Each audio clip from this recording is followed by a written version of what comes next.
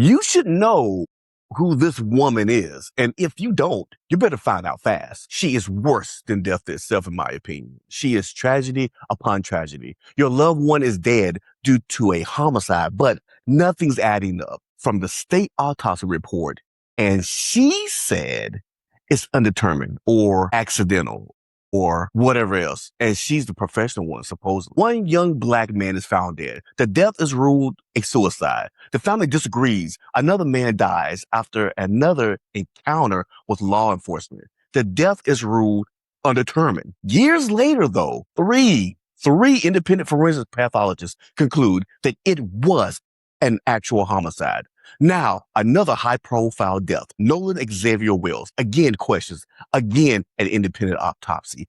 Again, public skepticism. Are these simple, unrelated cases, or do they reveal a larger problem with transparency in Mississippi's death investigations? Tonight, we're examining the evidence, not the rumors. No one has been charged in the Wells or the Reed cases, and will clearly distinguish confirmed facts from allegations and unresolved disputes. Please remember to like, follow, share, and comment below. Welcome to Money and Politics Simplified, the show where we separate evidence from speculation and facts from assumptions. I'm Esco Latimer. Tonight, we're examining several Mississippi death investigations that have drawn national attention. These cases involve different people, different circumstances, and different legal questions. They've become connected in the public conversation because of the concerns about forensics solutions and conclusions, independent reviews, and public trust. Our goal isn't to determine guilt. It is to understand why these cases continue to generate questions. And of course, let's simplify it for you. The most recent case involves Nolan Xavier Wells.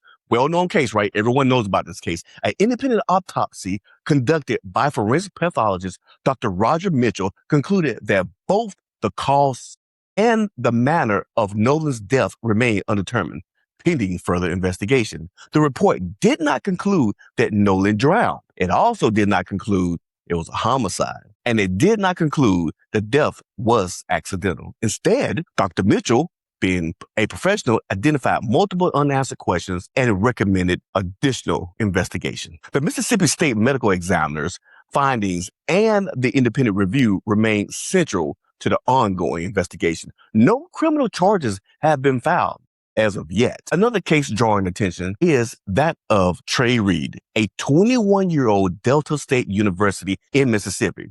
Trey was found hanging from a tree on a campus in 2025 in Mississippi. According to publicly reported information, the Mississippi State Medical Examiner's office under Dr. Stacy Turner, this is what this whole segment is about, ruled that the death a suicide by hanging, affirming the initial conclusions reached by local authorities. Trey's family disputes that decision. They dispute the conclusion.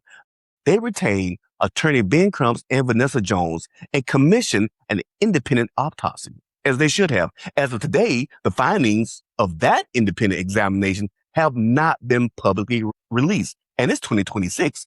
Because of that, there is currently no public independent medical conclusion contradicting the official ruling of homicide. The strongest documented conflict between an official ruling and independent forensics opinion involves Damian Cameron. Cameron died in 2021 after being restrained by deputies with the Rankin County Sheriff's Office. Again, Dr. Stacy Turner ruled that the cause of death undetermined, even while documenting injuries that reportedly included internal bleeding in the neck. Rings a bell? George Floyd. A grand jury later declined to indict the deputies, relying on part of the available medical findings from Dr. Stacy. Then in 2023, 3 independent forensic pathologists reviewed the case. Their conclusion, drum roll please, they concluded Damian Cameron's death was a homicide. One of the deputies involved in Cameron's arrest is now serving a federal prison sentence for unrelated crimes connected to so-called goon squad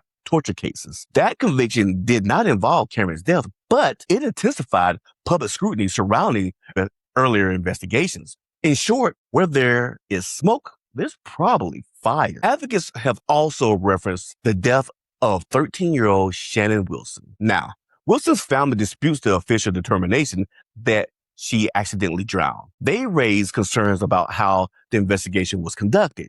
However, based on publicly available information today, there is no confirmed documentation directly linking Dr. Stacey Turner's office to the Wilson's case. That distinction matters. Responsible reporting requires separating verified facts from assumptions based on public discussion. It is what it is. Each case is different. Different facts, different evidence, different circumstances. But several common themes have emerged. Families questioning official conclusions, then requests for independent autopsies, calls for greater transparency, and concerns about whether investigations involving Black victims receive sufficient scrutiny. It's important to recognize that questioning an investigation is not the same as proving misconduct. Likewise, official conclusions deserve careful examination when credible new evidence emerges. I think we all can agree on that. Mississippi has had a long and painful history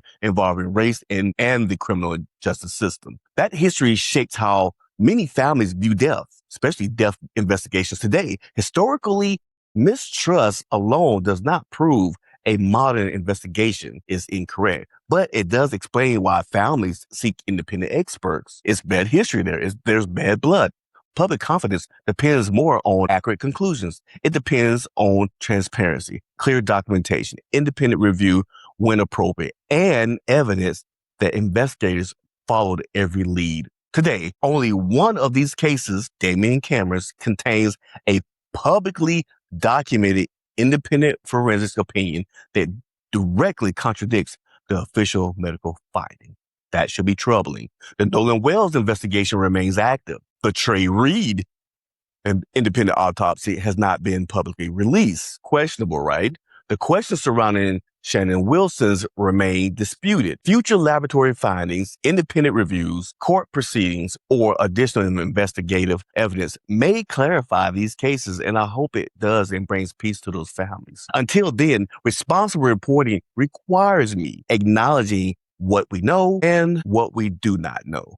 And as always, let's try to simplify this. These cases should not be treated as identical. Each deserves to be evaluated on its own evidence. Today, the Cameron case presents the clearest publicly documented disagreement between official reports and independent forensic conclusions. The Wells and the Reed investigations remain unresolved.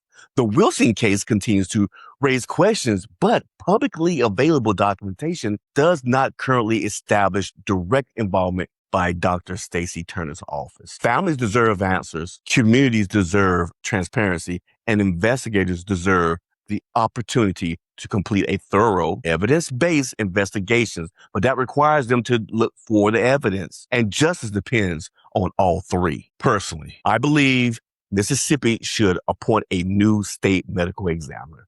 She is either racist, biased, or just plain incompetent. I don't know which one, but all of them are bad.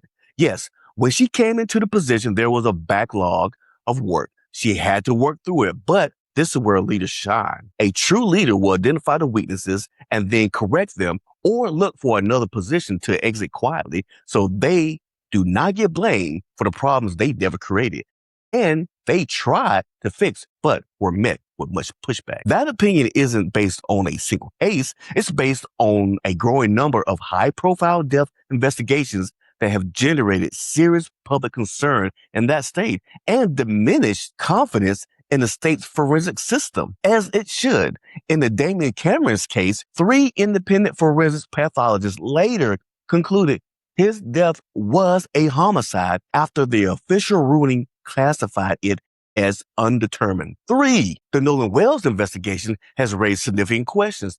An independent autopsy concluded that both the cause and manner of death remain undetermined, while recommending further investigation. The Trey Reed case is also being challenged by his family, who retain independent experts, although those findings have not yet been made public. And I'm waiting for those. Standing alone, none of these cases necessarily proves misconduct by Dr. Stacey Turner. But public opinion and confidence in the state medical examiner is essential. When multiple high-profile cases leave families and communities questioning the conclusions, the issue becomes larger than a single investigation. It becomes a question of public trust. And sometimes restoring trust requires new leadership. Even without a finding of misconduct, it still may require new leadership. These events also remind many people of a earlier handling of the Ahmaud Arbery's killing in Georgia. To be clear, these situations are not the same. The controversy in the Arbery case centered primarily on the actions of local prosecutors who were criticized for delays, conflicts of interest, and decision not to immediately pursue charges. These actions later resulted in criminal proceedings against one former prosecutor. The medical examiner was not the focus of that controversy, but the system is the system. The similarity some people see is that both situations involve families who question whether the justice system acted with sufficient urgency, transparency, and independence. I'm not seeing it, and I'm not feeling that.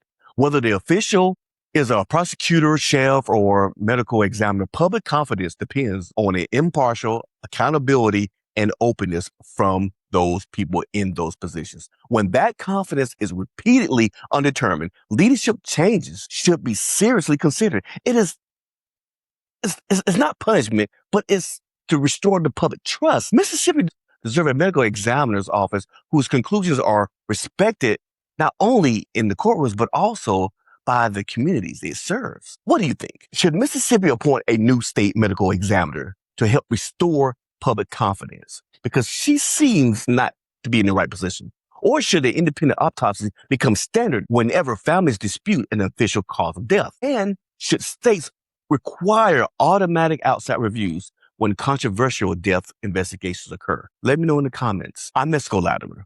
Please remember to like, follow, share, and comment below. This is Money and Politics Simplified. Stay informed, stay engaged, because when you understand the facts, my friends, well, you understand the politics. Have a good night.